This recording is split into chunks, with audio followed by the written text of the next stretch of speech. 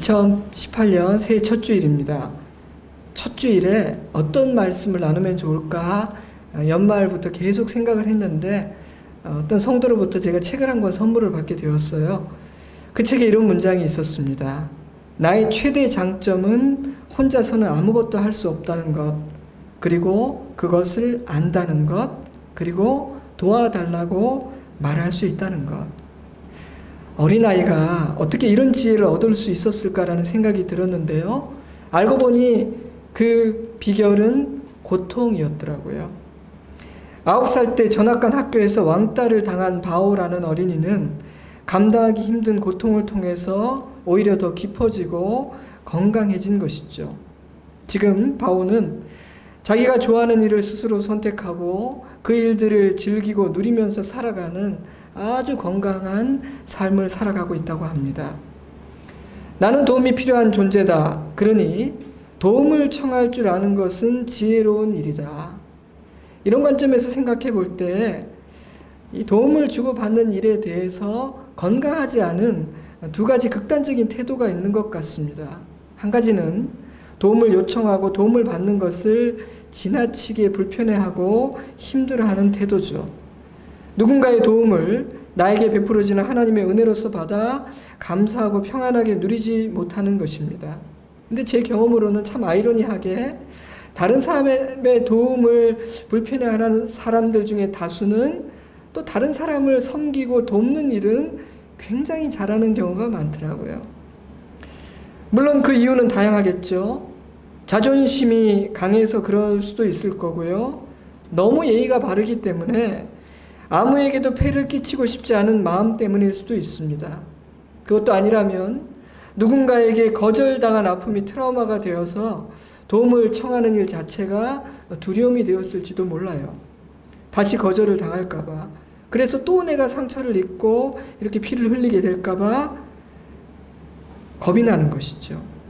뭐 이런 이유들이 아니라 할지라도 만약 여러분에게 누군가에게 도움을 요청하고 그 도움을 받는 것이 좀 지나치게 많이 불편하고 어려운 일이라면 왜 그럴까? 그 이유들을 한번 진지하게 생각해 볼 필요가 있다고 생각합니다. 왜냐하면 저는요, 도움을 요청하지 못하고 도움을 받을 줄 모르는 것도 건강하지 않은 모습이라고 생각하기 때문입니다.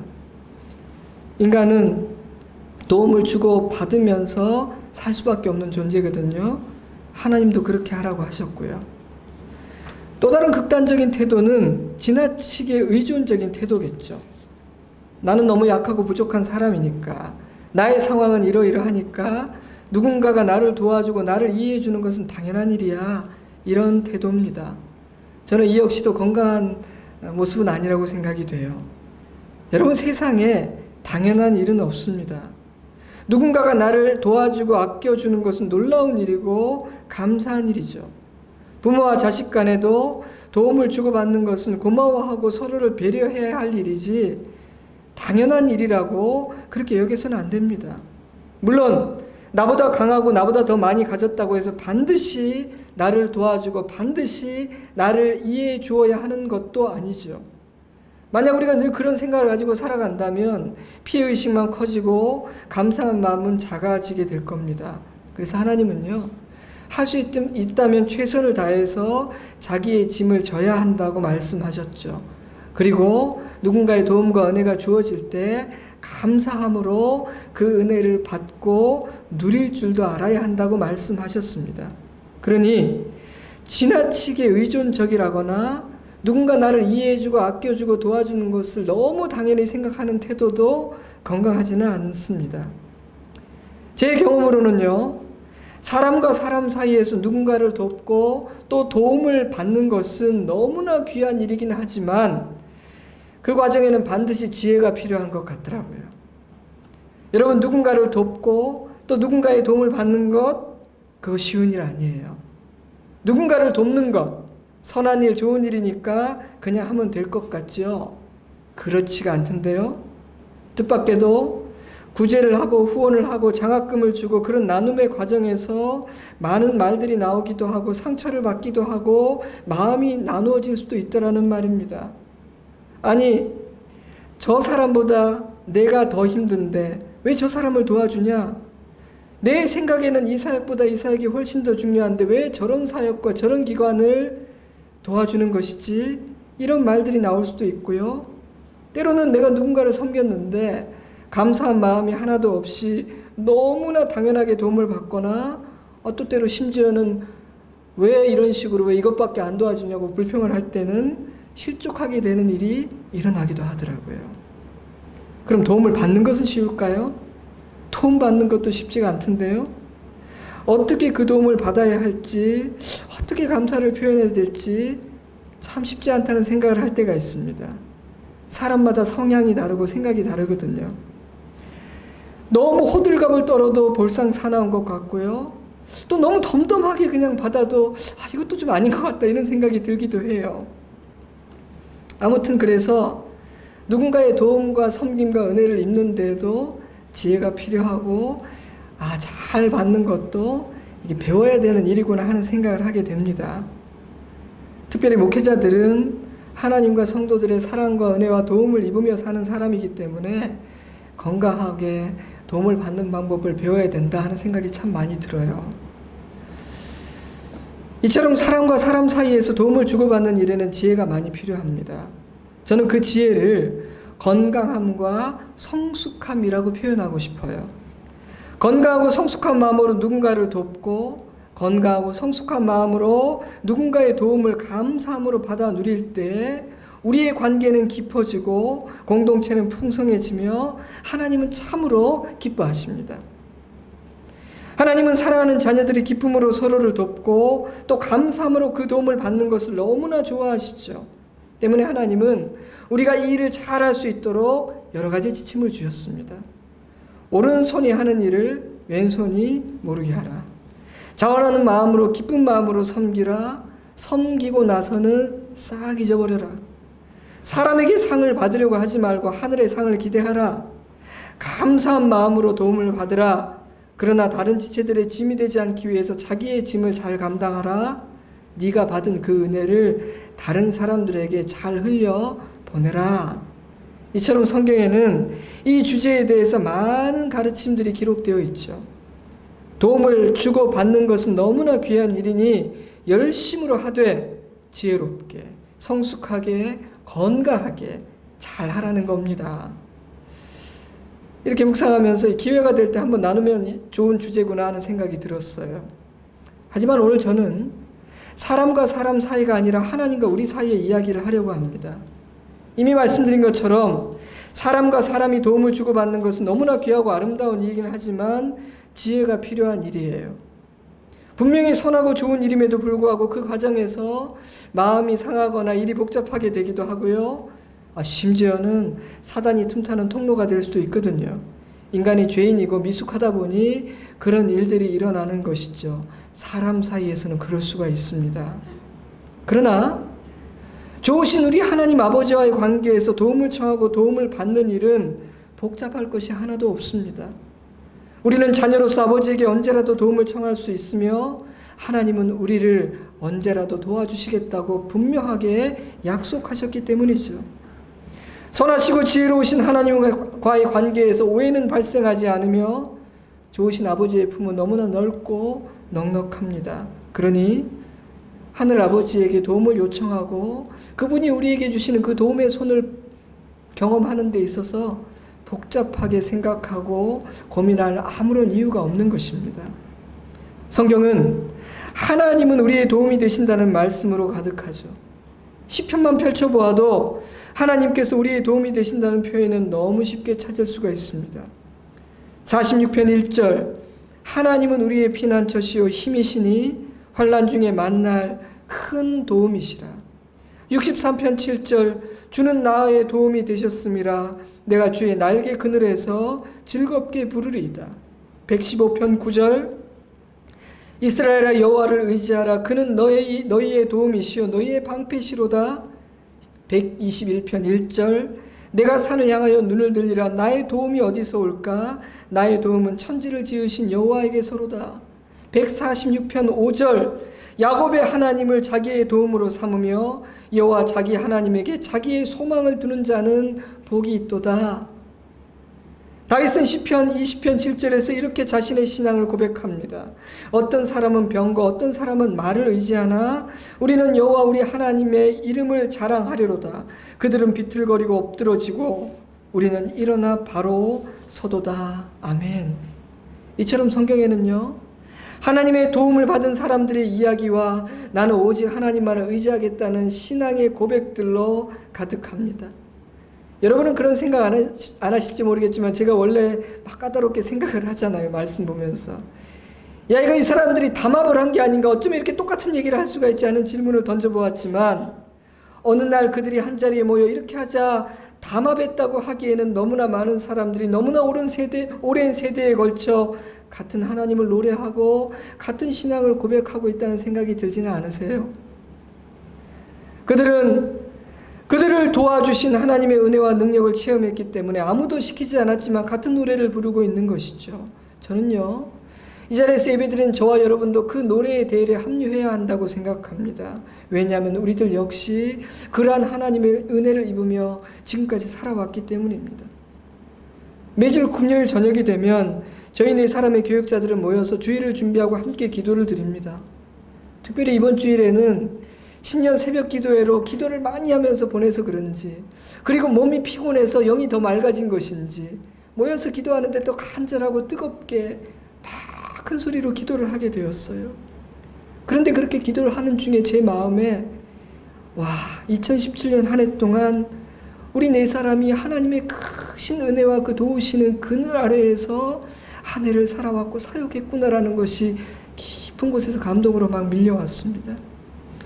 하나님께서 우리를 불쌍히 여기셔서 큰 탈 없이 사역을 감당하게 하셔서 우리의 수준과 실력을 넘어 일할 수 있게 도와주셨고, 성도들의 과분한 사랑과 기도를 힘있게 하셨음이 새삼 많이 감사했어요. 그래서 기도했습니다. 올해도 그런 그늘 아래서 우리가 살기를 원합니다. 우리 교육자들의 가정과 우리 모든 성도들이 하나님의 도우심을 경험하고 그 손길, 그 울타리 안에서 살게 하시길 원합니다 하는 간절한 기도가 나왔어요. 주님, 이기는 자가 되게 해주세요 라고 기도했습니다.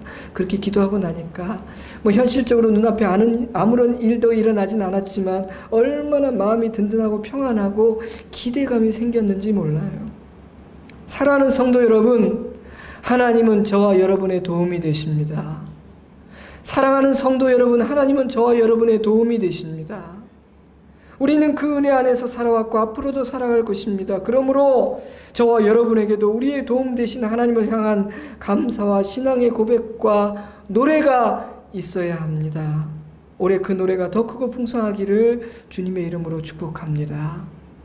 아멘 할 타이밍입니다. 주님의 이름으로 축복합니다. 오늘 함께 읽은 시편 28편 역시 그런 노래 중에 하나죠. 여호와여, 내가 주께 부르짖었사오니 나의 반석이여 내게 귀를 막지 마소서. 주께서 내게 잠잠하시면 내가 무덤에 내려가는 자와 같을까나이다. 내가 주의 지성소를 향하여 나의 손을 들고 주께 부르짖을 때에 나의 간구하는 소리를 들으소서. 시편 28편은 다윗의 시죠. 그 배경은 정확히 알 수 없지만 이런 기도로 이 시편이 시작되는 것을 보면 다윗은 극심한 어려움 가운데 하나님의 도우심을 요청했던 것이 분명합니다. 3절에서 5절을 읽어보면 그는 악인들과 악을 행하는 자들에게서 자기를 구해 주시기를 기도하고 있고요. 그들의 악한 행위를 하나님의 공의로 심판해 주실 것을 구하고 있으니 다윗에게는 다윗을 잡아먹지 못해 안달이 난 구체적인 대적들, 원수들이 있었던 것이 분명해요. 다윗은 그 극심한 고난 가운데서 원수들의 공격 가운데서 주의 도우심을 요청하고 있는 것입니다. 그런데요, 6절부터 분위기가 확 달라집니다. 여호와를 찬송하며 내 간구하는 소리를 들으시미로다. 여호와는 나의 힘과 나의 방패이시니 내 마음이 그를 의지하여 도움을 얻었도다. 그러므로 내 마음이 크게 기뻐하며 내 노래로 그를 찬송하리로다. 동사의 시제나 분위기로 볼 때 다윗은 이미 하나님의 도움을 받은 것처럼 보이죠. 그래서 어떤 주석은 28장의 편의 제목을 응답된 기도로 인해 기뻐함이라고 붙이기도 했습니다. 그러나 다윗은 7절에서 내 마음이 그를 의지하여 도움을 얻었다라고 말하고 있죠. 그를 볼 때 어쩌면 아직 상황에는 아무런 변화가 없었지만 기도를 하던 중에 다윗의 마음의 변화가 일어나서 이렇게 노래하고 있는지도 모르겠어요. 실제로 그렇게 해석하는 학자들도 있습니다. 기도하던 다윗의 마음에, 기도하던 중에 지난날 내가 공부할 때 아버지 이름을 불렀고 도움을 청했을 그때 아버지께서 손을 내미사 나를 그 구덩이와 수렁에서 건져주셨던 기억이 났던 것이죠. 응답했던 하나님이 떠올랐던 것입니다. 그런 하나님이 생각나고 그 하나님에 대한 믿음의 기대를 갖게 되자 그의 탄식은 기쁨의 노래로 바뀌기 시작했던 것입니다. 나의 기도를 들으신 하나님께서 반드시 나를 도우실 거라는 확신이 생겼기 때문이죠. 여러분, 이러한 다윗의 노래가 우리에게 무엇을 외치고 있다고 생각하십니까? 하나님께 도움을 구하는 자는 반드시 하나님의 도움을 받게 된다는 것입니다. 하나님은 자신을 의지하는 자의 힘과 방패가 되어 주신다는 것이죠. 여러분에게 이런 믿음이 있나요? 사람에게 도움을 요청할 때 주저하게 되는 중요한 이유 중에 하나는 제 생각에는 거절에 대한 두려움인 것 같아요. 도움을 받기는커녕 오히려 상처를 받게 될까 봐 겁나는 것이죠. 다윗도 그런 거절을 경험했어요. 나발 기억하세요? 나발? 아니 참 곱게 거절하면 되지, 내가 상황이 안 된다 그러면 되지. 그 사람은 거절할 뿐 아니라 다윗을 모욕하지 않았습니까? 제게도 그런 거절에 대한 두려움이 없지 않아요. 가만히 말씀 묵상하며 생각해 보니까 지금은 많이 없어졌지만 예전에는 제가 진짜 거절에 대한 두려움이 참 컸던 사람이었던 것 같아요. 부끄럽게도. 하지만 거절당할 가능성 때문에 그것이 두려워서 요청조차 해보지 않는 것이 얼마나 어리석은 일인가라는 것을 저는 점점 깨닫게 됩니다. 물론 너무 자주, 너무 쉽게 아무에게나, 심지어는 자기는 아무런 노력도 하지 않고 도와주기만을 바라서는 안 되겠죠. 하지만 나의 실력과 한계를 넘어서는 일임이 분명하고 또 기도 중에 누군가가 떠오른다면, 그 사람이 도와준다면 내가 조금 더 앞으로 나아갈 수 있을 것 같다고 생각된다면 도움을 요청하는 것은요, 지혜로운 일입니다. 그것은 하나님께서 일하실 기회를 만들어 드리는 것일 수도 있고요, 그분에게도 복이 될 수 있다고 생각합니다. 하나님은 우리가 도움을 요청하는 일을 통해, 사람과의 만남을 통해 기회의 문을 열어주시는 것을 우리는 많이 경험하게 되니까요. 하지만 그래도 여전히 사람에게 도움을 청할 때는 거절당할 가능성이 있죠. 저는 그럴 때 지나치게 좌절해서 동굴로 들어가서 나오지 않는다거나 막 그 사람을 비난한다거나 그래서는 안 된다고 생각해요. 원하는 도움을 받지 못했다고 해서 관계까지 깨어버리는 것은 어리석은 일입니다. 다시는 그 누구에게도 도움을 요청하지 않으리라 결심해서도 안 되죠. 우리는 도움을 요청했을 때 사람에게서 거절당할 수도 있다는 가능성을 늘 염두에 두어야 합니다. 그렇게 거절에 대해 건강하고 성숙하게 반응할 수 있다면 하나님께서 다른 길을 열어주시더라고요. 왜냐하면 우리는 그 사람을 믿고 요청한 것이 아니라 하나님의 통로가 아닌가 믿고 요청하는 것이니까. 하지만 여러분, 그러한 사람과의 관계에서 일어났던 경험을 하나님과의 관계에서 적용해서는 안 됩니다. 하나님과의 관계에서는 거절당할 것을 조금도 염려하지 않아도 되기 때문이죠. 하나님은 우리의 도움이시니까요. 하나님은 이미 우리를 도우셨고 앞으로도 돕고자 하시는 분이니까요. 그러므로 사랑하는 성도 여러분, 하나님께 도움을 요청하시기 바랍니다. 저와 여러분은 도움이 필요한 사람들이에요. 그러므로 언제든지, 그리고 무엇이든지 아버지께 아뢰고 도움을 요청하세요. 그러면 도움을 받게 됩니다. 목사님, 지금 무엇이든지라고 말씀하셨죠. 무엇이든지. 나쁜 것도요, 세상적인 것도 도와달라고 요청해도 된다는 말입니까? 여러분 다 아시면서 왜 이러십니까? 빛이요 선이요 진리신 하나님께 어떻게 악하고 더럽고 못된 것을 구할 수 있겠어요? 그것은 하나님의 성품과 하나님의 본성을 전혀 알지 못하는 사람들이 하는 생각 아니겠어요? 그러나 저는요, 그런 것만 아니라면 약간 알쏭달쏭한 것도 아버지께 구해도 된다고 생각합니다. 왜냐하면 하나님과 우리는 인격적인 관계 안에서 도움을 주고받는 것이기 때문입니다.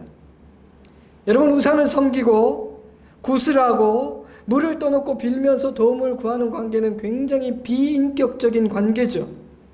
우상은요, 내게 필요한 것을 갖다 바쳐라 요구하고요, 우리도 그것을 갖다 바치고 섬기면서 내가 원하는 것을 얻기 위해서 섬기는 거예요. 그러니 우상을 섬기는 관계는 지극히 이해타산적인 비즈니스의 관계라는 생각이 들어요. 그러나 하나님과 우리의 관계는 인격적인 관계입니다. 그 관계는 우리가 경건하지 않고 아직 죄인 되었을 때 하나님께서 우리를 한없이 사랑하사 우리를 위해서 자기 아들을 주셨기 때문에 맺어진 관계입니다. 때문에 기도에 대한 여러 가지 정의가 있지만 기도는 하나님과의 대화요, 인격적인 교제라는 정의는 참 중요한 정의라고 생각해요. 하나님의 말씀을 읽고 묵상하는 성도에게는 최소한 이건 아니야, 이건 정말 하나님께 도와달라고 하나님께 요청할 수 없는 일이지 라는 상식 정도는 있어야 한다고 생각합니다. 그러나 10년 전, 20년 전 그 과거보다 훨씬 복잡해진 세상에서 살다 보니 이런 것도 구해도 될까? 이런 일도 도와달라고 해도 되는가? 이 기도는 세속적인 기도인가 아닌가? 헷갈리고 알쏭달쏭한 영역들이 좀 더 많아지는 것도 사실인 것 같아요. 저는 성도들이 저에게 어떻게 해야 되냐고 물으면요, 고민하지 말고 알쏭달쏭한 것 가지고 기도하라고 권면합니다. 왜냐하면요, 그런 질문들은 아버지와 대화하고 교제하는 가운데 자연스럽게 생각이 다듬어지고 빚어지기 때문이죠. 그래서 때로는요, 이거 좀 세상적인 기도 제목이 아닌가, 좀 이기적인 요청이 아닌가 싶어서 솔직히 좀 주저주저하면서 기도했는데 막상 기도했더니 아버지께서 그래, 들어줄게, 도와줄게 하시는 경우도 있고요.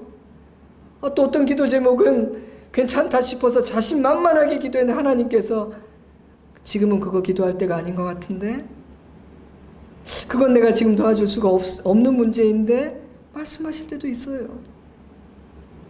그런데 그런 마음과 생각의 빚어짐, 그런 깨달음은 어떤 자리에서 얻게 될까요? 기도의 자리입니다. 하나님께 도움을 요청하고 대화를 나누는 과정에서만 그런 일들이 일어나는 것이죠. 그러므로 여러분, 올해는 아버지께 나아가고 도움을 요청하고 기도하는 일들이 좀 더 풍성해졌으면 좋겠어요. 제 생각에 우리의 문제는요, 올바른 기도를 하냐 안 하냐가 아니라 그 수준까지 가면 좋겠는데, 우리의 지금 문제는 그보다는 많이 기도하지 않는다는 데 있는 것 같아요. 아버지께 구하지 않는다. 아버지께 많이 구하지도 못하면서 그 다음 단계를 우리가 고민하는 것은 좀 순서가 바뀐 것 같다는 생각이 들지 않으세요? 그러므로 우리는 먼저 기도해야 됩니다. 물론요, 우리가 구하지 않아도 하나님은 우리에게 필요한 은혜를 베풀어 주시죠. 여러분은 내가 구하는 것만 받는다고 생각이 되십니까? 그럴 리가요. 만일 우리가 구체적으로 구하는 그것만 받는다면 우리는 매일매일 리스트를 만들어서 하나하나를 다 기도하느라고, 그리고 혹시 빠진 거 없나 체크하느라고 다른 일을 할 시간이 없을 거예요. 왜냐하면 매일매일 우리는 하나님의 도움과 은혜가 필요한 일들이 너무너무 많이 있거든요. 하지만 여러분의 지나온 인생길을 가만히 돌아보세요. 구하지 않았음에도 불구하고 내가 받은 것이 아주 많다는 것을 느낄 수 있을 겁니다. 여러분의 가정과 자녀들을 돌아보세요. 도움을 요청하지 않았음에도, 심지어는 내가 실수하고 놓친 것이 많았음에도 하나님께서 도와주셨고 보호해 주신 것들이 참 많다는 것이 보이게 될 겁니다. 그래서 묵상이 필요하고 기도를 해야 하는 것이죠. 우리는 종종 하나님, 당신이 내게 해준 것이 뭔가요? 왜 나는, 우리 가정은 여전히 이런 문제로 씨름해야 되나요? 이런 생각을 하게 되기도 하지만 곰곰이 묵상을 하고 기도를 하다 보면 눈이 열리게 됩니다. 세상에, 그때 하나님께서 이렇게 나를 도와주셨던 거구나. 세상에 내가 불평하고 있던 그 일이 있었을 그때 하나님이 나를 보호해주고 계신 것이었어. 하나님은 나를 사랑하셨구나. 여전히 내 손을 잡고 계신 것이었구나. 얼마 전 어느 성도의 문자를 받았습니다. 열매를 거둘 목적으로 시작된 기도였는데 기도를 하다 보니 어느새 열매는 생각도 안 나고 그저 감사만이 나오네요. 많이 부족하지만 배우며 순종하고자 하는 이 마음을 하나님께서 더 귀하게 보아주시길 기도드립니다. 새해에도 건강하시고 귀한 말씀 주시길 기도하겠습니다. 열매를 거둘 목적으로 시작된 기도였는데 기도를 하다 보니 어느새 열매는 생각도 안 나고 그저 감사만이 나오네요. 기도하는 사람의 마음에는 이런 일이 일어나는 것입니다. 이분은 순장님도 아니고 제자훈련 받은 분도 아니에요. 그러니까 이 신앙이 자라는 것은 참 신앙이 연수하고 관계가 없구나. 제가 참 도전을 받았어요. 이처럼 여러분, 우리는 구하지 않아도 이미 많은 도움을 받고 있고 너무나 많은 은혜를 누리면서 살아가고 있습니다. 하나님이 앞뒤를 살펴주셨기 때문에 우리가 오늘까지 온 것이죠. 그러나 그럼에도 불구하고 하나님은 우리에게 구하라, 도움을 요청하라고 말씀하셨다는 사실을 기억해야 됩니다. 하나님은 구하지 않기에 받지 못하고 요청하지 않기에 누리지 못한다고 분명히 말씀하셨습니다. 에스겔 36장 37절 주 여호와께서 이같이 말씀하셨느니라. 그래도 이스라엘 족속이 이같이 자기들에게 이루어 주시기를 내게 구하여야 할지라. 하나님은 이스라엘을 정결하게 하시고 무너진 것들을 다시 세우시고 황폐해져 텅 비어버린 그 성읍에 하나님의 백성들로 다시 가득 차게 하겠다고 약속하셨어요. 내가 그 모든 것을 이루시겠다고 말씀하셨습니다. 그러시고는 그래도 그 일이 이루어질 수 있도록 너희가 나에게 요청해야 된다 말씀하셨습니다. 왜라는 질문이 생길 수도 있겠지요. 근데 제가 그렇게 막 무식한 사람이 아님에도 불구하고 하나님의 말씀 앞에서는 언제나 왜라는 질문보다는 순종이 앞서야 된다고 생각해요. 기도하라고 하셨습니까? 그러면 구해야 됩니다. 왜냐하면요, 이 우리의 의무는 왜 그래도 구해야 하는지라는 의무는 사람이 설명을 해줄 때 이해가 되는 것이 아니라 기도하는 과정 가운데 이해가 될 수 있는 차원의 일이기 때문입니다. 그래서요, 하나님께 구하고 기도하는 사람들은 점점 더 깨닫게 되고요, 감사가 넘칩니다. 얼마 전 읽었던 책에 도움을 받는 유일한 방법은 도움을 청하는 것이다라는 챕터가 있었어요. 어느 사업가가 쓴 책이에요. 도움을 받는 유일한 방법은 도움을 청하는 것이다. 그리고 그 챕터 아래에 진심을 다해 도움을 청해 본 적이 있습니까? 라는 부제목이 있었고 내용 중에 이런 사례, 이런 이야기가 있었어요. 예전에 스티브 잡스의 영상을 본 적이 있다. 젊은 시절에 촬영한 듯한 그 영상에서 잡스는 누군가의 도움을 받고 싶으면 전화번호부에서 그 사람의 번호를 찾아내세요. 그리고 전화를 걸어서 도와달라고 하세요라고 말한다. 만약 그냥 말뿐이었다면 그 말에 힘이 없었겠지만 그는 자신의 사례를 덧붙인다. 이제는 유명해진 빌 휴렛과의 통화가 그것이다. 12살이었던 스티브 잡스는 주파수 계수기라는 것을 만들어 보려 했지만 부품이 부족했고 살 돈이 없었다. 그런데 그 부품을 만드는 회사는 HP였고 잡스는 전화번호부를 꺼내 HP의 공동 창업자인 빌 휴렛의 번호를 찾아 전화를 건다. 그런데 놀랍게도 빌 휴렛이 직접 전화를 받았고 12살 소년과 빌 휴렛은 20분 정도의 통화를 한 후에 부품을 주기로 약속할 뿐 아니라 방학 기간 동안 주파수 계수기를 만드는 공장에서 일할 기회도 주었다.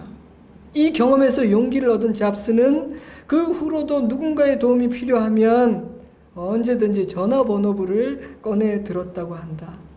이 영상의 마지막 부분에서 잡스는 이렇게 말했다. 전화해서 도움이 필요하다고 진실하고 간절하게 말했을 때 나의 요청을 거절했던 사람은 없었습니다.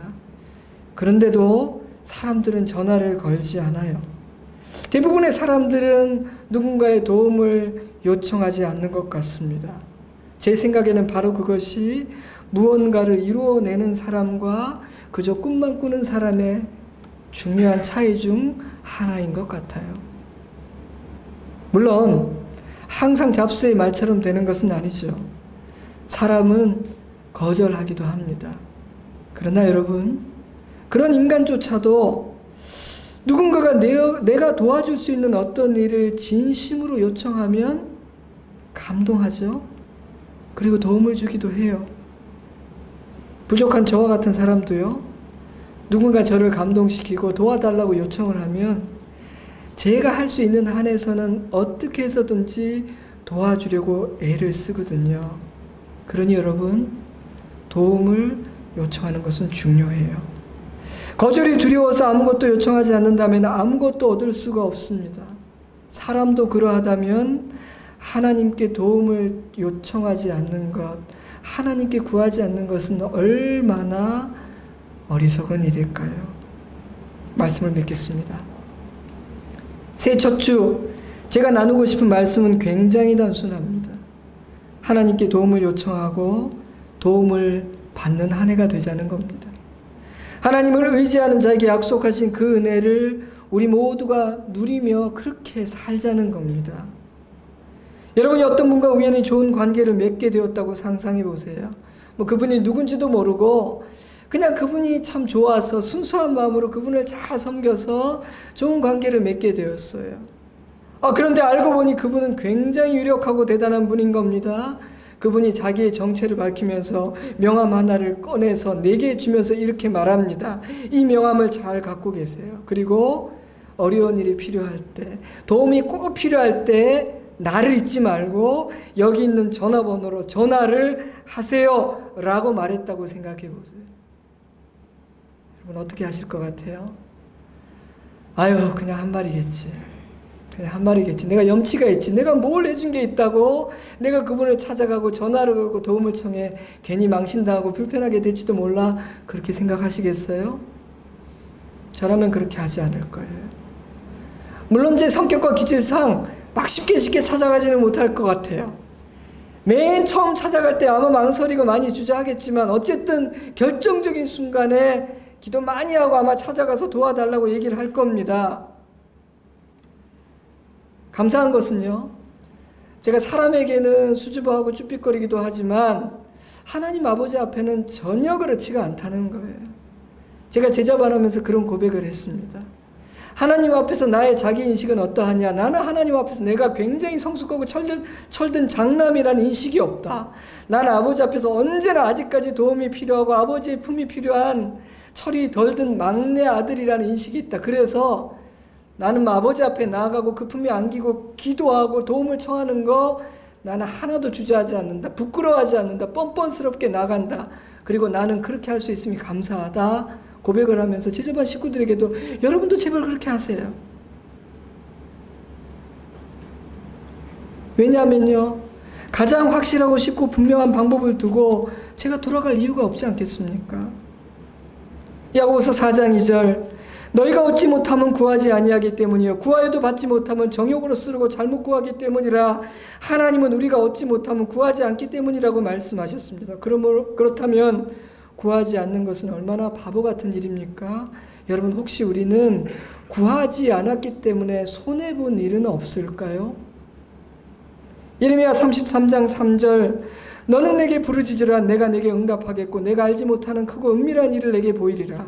마태복음 7장 7절, 구하라 그리하면 너희에게 주실 것이요 찾으라 그리하면 찾아낼 것이요 문을 두드리라 그리하면 너희에게 열릴 것이니 구하는 이마다 받을 것이요 찾는 이는 찾아낼 것이요 두드리는 이에게는 열릴 것이니라. 이보다 더 분명한 약속이 어디 있겠습니까? 그러므로 여러분, 우리는 구해야 합니다. 믿음으로 구해야 합니다. 간절함으로 도움을 요청해야 합니다. 그러므로 받아야 합니다. 찾아야 합니다. 하나님께서 열어주신 문으로 들어가야 합니다. 닫힌 문을 열어주시고 우리의 눈을 열어 찾게 하시고 내게 없는 것을 갖게 해주실 분은 하나님 뿐이시기 때문입니다. 그러므로 여러분, 올해는 기도의 목표를 세우세요. 나의 최대 장점은 혼자서는 아무것도 할 수 없다는 것, 그리고 그것을 안다는 것, 도와달라고 말할 수 있다는 것. 여러분은 이 지혜를 깨달으셨습니까? 여러분 혹시 올해 기도에 대해서 어떤 목표를 세우셨나요? 기도에 대해서, 이 기도라는 영역, 하나님과 만나고 구하는 영역에 대해서 어떤 소원을 갖고 계신가요? 저는 올 한 해가 하나님의 도움을 구하고 하나님의 도움을 경험하는 특별한 한 해가 되기를 바랍니다. 보다 과감하게, 보다 적극적으로 하나님의 도움과 은혜를 구하는 우리가 될 수 있으면 좋겠습니다. 그런 마음으로 이 말씀을 나눕니다. 항상 느끼는 것이지만 저는 하나님의 도움을 구하고 그 역사를 기대하는 부분에 있어서 많이 소극적이었던 것 같아요. 그런데 하나님은 그것은 겸손도 아니고 그것은 지혜로운 일도 아니라고 깨우쳐 주십니다. 하나님은 제가 구하기를 원하십니다. 하나님은 저에게 구하라고 말씀하십니다. 하나님에게도 두려워서 못 구하는 분이 있으시더라고요. 구했는데 거절당하면, 그게 이루어지지 않으면 어떡하지? 걱정하지 마세요. 구하십시오. 그러면 그 기도는 어떤 형태로든지 좋은 것으로 우리에게 응답이 됩니다. 돌아옵니다. 잡스는 도움이 필요할 때 전화번호부를 꺼내 들라고 이야기했지만 우리는 도움이 필요할 때 하나님의 말씀을 펴 들어야 됩니다. 그리고 오늘 인용했던 말씀들, 우리가 듣고 묵상했던 모든 말씀들을 기억해 보십시오. 그러면 여러분은 기도의 동력을 얻게 될 것입니다. 시편 28편 9절입니다. 주의 백성을 구원하시며 주의 산업에 복을 주시고 또 그들의 목자가 되시어 영원토록 그들을 인도하셔서. 저는 여러분들을 위해서 이 말씀으로 기도하겠습니다. 올해는 그 어느 해보다 우리를 도우시는 하나님의 크신 은혜를 경험함으로 감사와 기쁨으로 충만한 한 해가 되기를 주님의 이름으로 축복합니다. 기도하겠습니다. 여러분, 이 시간 먼저 이 한 가지 기도 제목 가지고 기도합시다. 주님, 오늘 신년 첫 주일 예배 때 나에게 주신 이 말씀 붙들게 하여 주시옵소서. 주를 의지하여 도움을 얻었도다. 이 은혜를 누리고 이 고백을 하기를 원합니다. 그러기 위해서 저의 기도의 실력이, 기도의 깊이가, 기도의 넓이가, 기도의 분량이 더 풍성해지는 한 해가 되게 하여 주시옵소서. 담대하고 진실하게 요청하게 하시고 아버지의 도움을 기쁨으로 누리고 찬송하게 하여 주시옵소서. 이것 하나 가지고 우리가 먼저 잠시 기도했으면 좋겠습니다. 함께 기도하겠습니다. 하나님 아버지, 하나님 아버지, 지난 한 해 아버지의 은혜 가운데 살았습니다.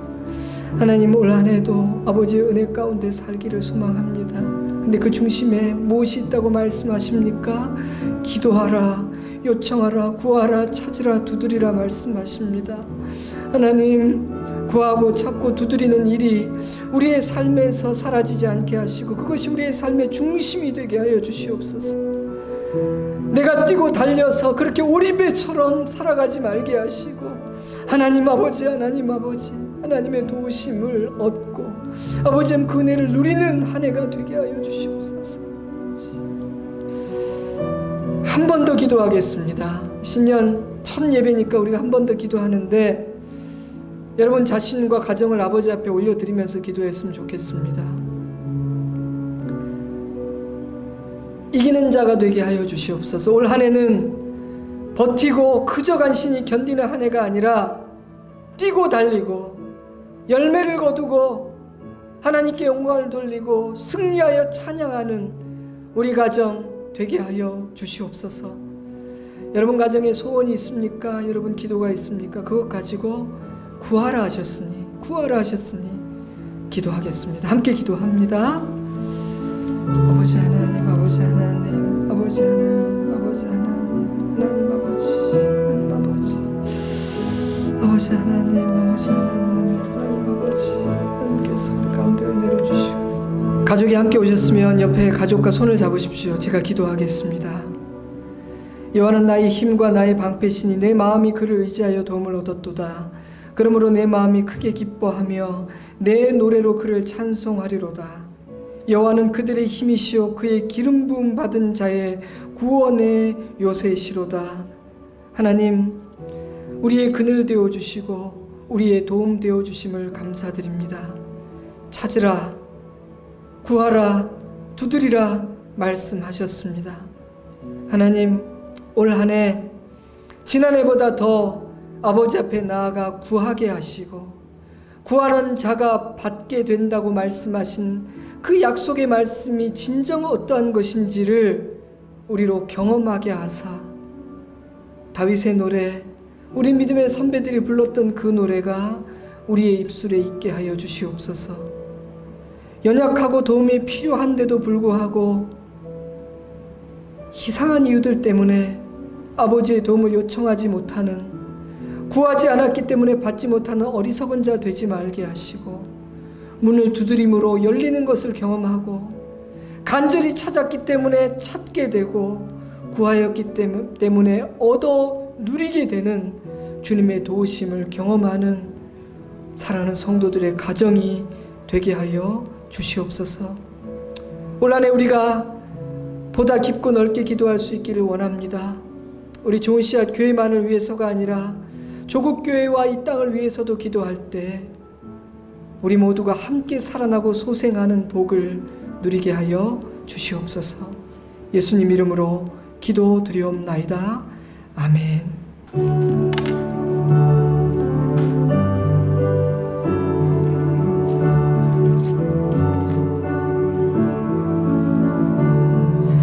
주와 같이 길 가는 것 즐거운 일 아닌가.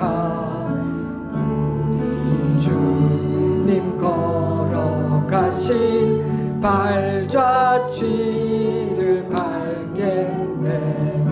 한 걸음 한 걸음 주 예수와 함께 날마다 날마다 우리는 걷게.